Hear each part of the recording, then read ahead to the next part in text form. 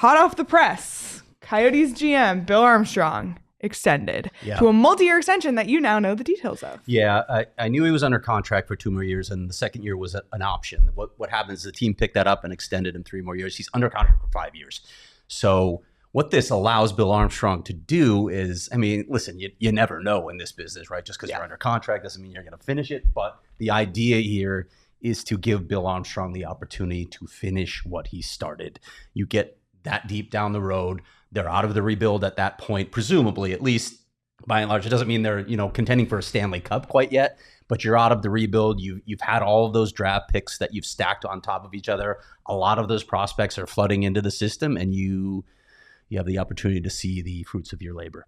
Absolutely. I guess we should talk a little bit about what Bill Armstrong has accomplished in his tenure here so far. And we can start with, let's start with his draft picks, because I feel like that's kind of been the bread and butter. And if you're watching on YouTube here, you have this very wordy graphic.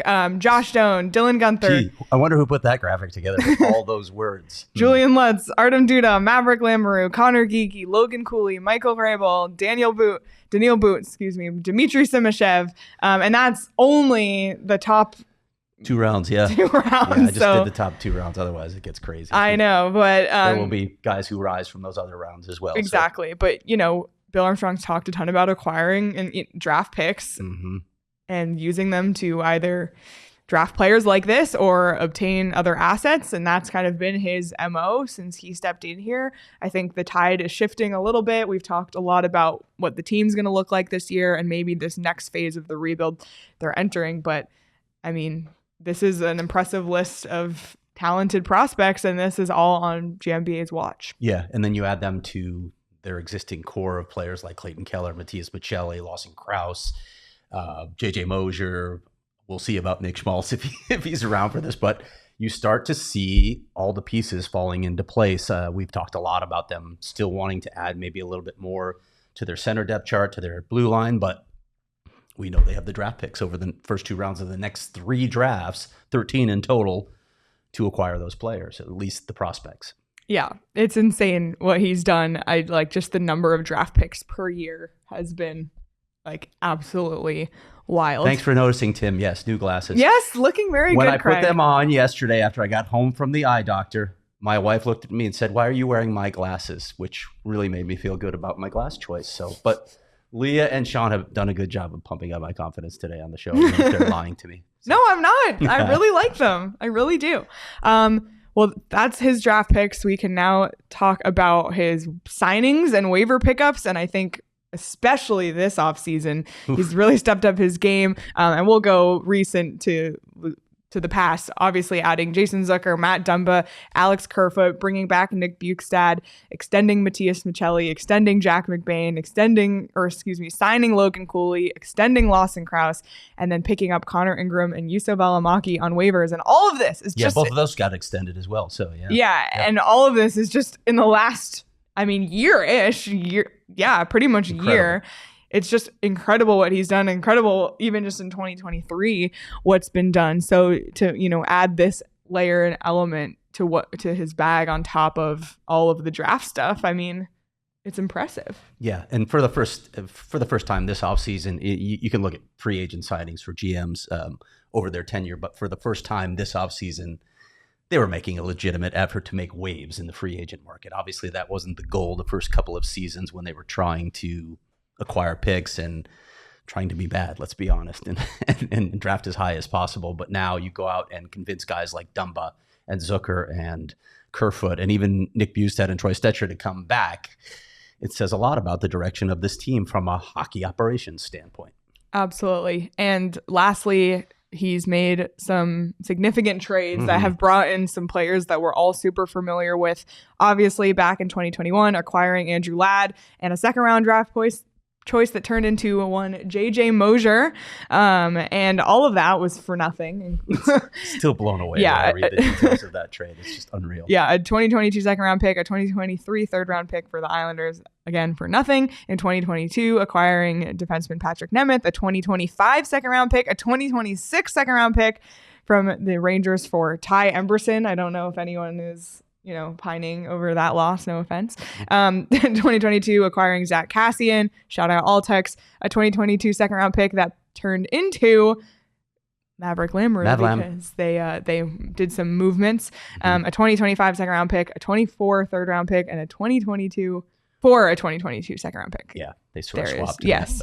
And then, of course, the most recent blockbuster, which was the trade of Jacob Chikrin to Ottawa for a 2023 first round pick that turned into Daniil Boot and a 2024 second round pick and a 2026 second round pick. Woo! So wheeling and dealing, Bill Armstrong. That was too much to put on a graphic, by the way. Just a lot of picks thrown in there. He has been a busy man. And by the way, the offseason is just about over, and the Coyotes have not stopped making news, which is great for us on this show, right? There's always content for us to talk about, but we're on September 6th here. We're about to go to Australia, and every few days it seems like there's a major piece of news coming out for the Coyotes. Yeah, it's been and I feel like this seems to be the attitude of the fans, at least in our diehard Discord. But after the arena vote, like everything has been positive. Everything. It's crazy what's happened this offseason, and it makes me so upset because if the arena vote had gone well, like this might be the best offseason in Coyotes history. Without question. And we talked about this right when this offseason started, talked about how pivotal this offseason would be, and that's the one strike. Unfortunately it's been a recurring theme with this franchise. The arena piece has not been cemented. We're hoping that it's going to be cemented soon. That would be the great news to cap off the summer of news. Yeah. Would be something not just an LOI, but something more concrete. Not just an LOI, yes. Actually something concrete. A deal. Yeah. A deal in place without a public vote necessary. Yes. Let's do that.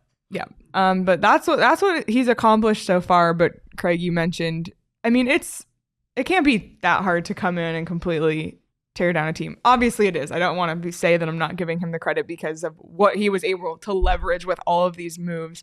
But now it's the real challenge because just like we talked about with Andre Tourigny, it's easier.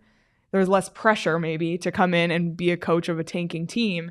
Same thing with the GM. And now he has to see these picks, these signings pay off. We've already seen evidence of that given, some of the guys in the past few years who are already huge parts of this team. But now that, the pressure starts to build for both him and for Andre Tourigny to kind of, have a return on all the groundwork that they've laid. Yeah, that's the truth of it. And listen, I've heard some people say this is the easy part.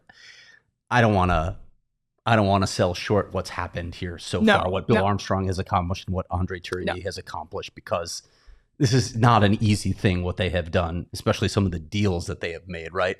But also you think about the complexity of scouting, what they did to go see the Russians. This is by no means easy, but I understand what people are talking about when they say the teardown is, that's the first step. Anybody can do a teardown. Doesn't mean they can do it well. You have to draft well, but now you start to see the proof, right? Okay, was it all worth it? Did they make the right moves? Did they draft the right guys? Did they put the right people in place in their scouting department or in their development staff? All of that, all those chickens will come to roost now, right? In the next few seasons, we'll really know if they finally nailed the rebuild. But the one thing that I would say about this particular rebuild is at least they've seen it through. And I know some people thought, well, they should have sold off some pieces. They shouldn't have signed Connor Ingram last year. You can make that argument. There's a fair argument that they should have tried to finish even lower in the standings. But there was also the balance of trying to have the right people in the room, trying to support your staff as best you could too, right? They saw how badly the goaltending situation worked before they brought in Scott Wedgwood. Andre Tourigny asked to have two competent goaltenders. It was fair to the team to know that they had two guys back there who could stop the puck. So you make concessions. You can't go. It's never a black and white story when you're analyzing these rebuilds and the decisions that get made. Would it have been great if they had managed to get Connor Bedard? Obviously, it would have been better if they had got Connor Bedard. But you make some concessions to try and keep the current core happy, keep the coaching staff happy, keep the fan base happy. All of that stuff comes into play.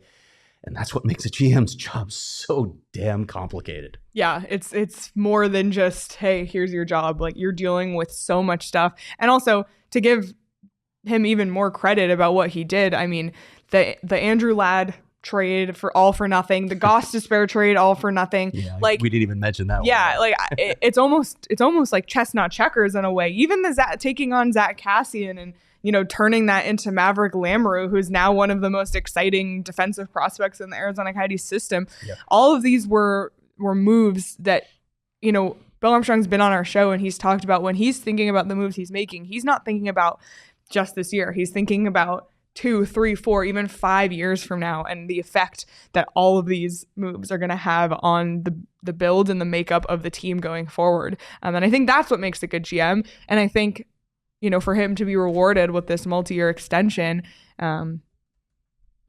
now he has the chance to follow through on those plans that he's made for 3, 4, 5 years down the road. So it ends in what year, Craig? Well, I just got an update. I'm told that the final contract is actually 28. Final year of the contract is actually 28-29. So that's a long time. I'm tweeting that right now, by the way. That's why he's typing away. And this is why our show was late, by the way, because we were sorry figuring out a few things. Craig was getting like 10,000 phone calls in a row, but it was necessary because now we have the news to talk about. 28-29, hopefully they're settled into a new Valley location, new arena.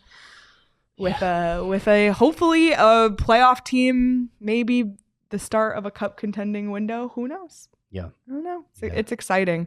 But yeah, it's so funny. Like the news came in this morning and I'm so used to like every morning waking up to a press release, like this coach has been extended, this coach, it's like every day. So when Bill Armstrong's been extended, I was like, oh yeah, like here's today's extension. And I kind of did a double take where I was like, wait a sec, this is different than the coaching staff.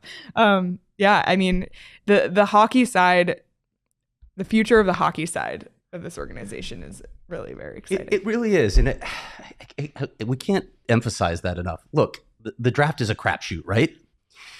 You never know. They've spent the resources to hire a really good scouting staff. They've obviously put in the time, as that story from the draft, scouting the 2 Russians at the top of the draft, really underscored. They've spent the resources to put a development staff in place with Lee Stempniak at the top.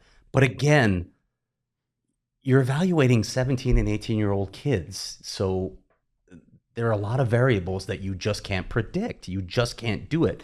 But from every other standpoint, when you look at what the hockey operations staff has done, and I'm not just talking about Bill Armstrong now or David Ludwig or their scouting staff or their development staff, you got to talk about the coaching staff as well. They're doing it really well, Leah. They've made a lot of really good hires in this organization. Bill has made a lot of good hires. The Morellos and Javier Gutierrez's decision to hire Bill Armstrong looks like a really good decision as well. It feels to me, as someone who's covered this team for so long, it feels like this is the most complete hockey operations staff that this franchise has ever had. And some of that, I don't want to discredit the work of people in the past. There have been some really good people under staff with this organization in the past. A lot of it was due to resources, right? But for the first time, it feels like, okay, at least this side of it is solved. Now it's time. It's overdue for ownership to get the arena piece put together. Yep. It needs to happen. And once that happens, then like the haters will be weeping that they can't hate on anything anymore. So congrats to Bill Armstrong, the #1 GM in sports. If you know, you know.